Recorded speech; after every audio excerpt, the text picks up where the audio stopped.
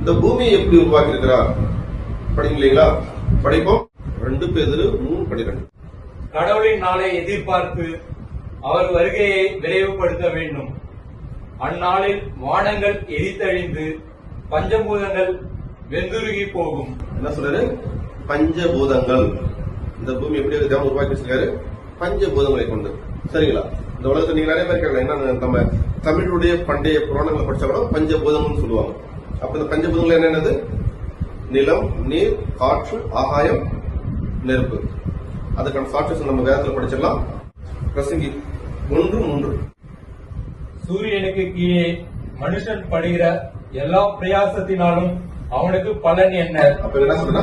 சூரியனுக்கு கீழே, அதாவது பூமிக்கு மேலும் சூரியனுக்கு கீழே என்ன இருக்குது? ஆகாயம். ஒன்னு ஆகாயம் சொல்லிட்டோம்னா, 2வது படிக்க தொடர்ந்து ஒரு சந்ததி போகிறது, மறு சந்ததி வருகிறது, பூமியோ என்றைக்கும் நிலைத்திருக்கிறது. என்னது? 2வது பூமி. முதல்ல ஆகாயம் சொல்லிட்டு 2வது பூமி. அடுத்த வருஷம் தொடர்ந்து படிங்க. சூரியன் உதிக்கிறது, சூரியன் அஸ்தமிக்கிறது. சூரியன் உதிக்கிறது, சூரியன் அஸ்தமிக்கிறது. நெருப்பு 3 முடிஞ்சிருச்சு. அடுத்த வருஷம் படிங்க. காற்று தெற்கே போய் வடக்கேயும் சுற்றி சுழன்று சுழன்று அடித்து தான் சுற்றின இடத்துக்கே திரும்பவும் வரும். அடுத்ததாக காற்று 4 பிரச்சனை.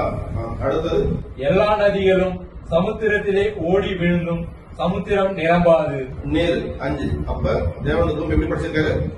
பஞ்சபூதங்களை கொண்டு படிச்சிருக்காரு. நம்ம பேதுல படிக்க சொன்னாரு பஞ்சபூதம் சொல்லிட்டு. இங்க அது என்னென்ன பூதம் சொல்லிட்டு சொல்லிட்டாரு.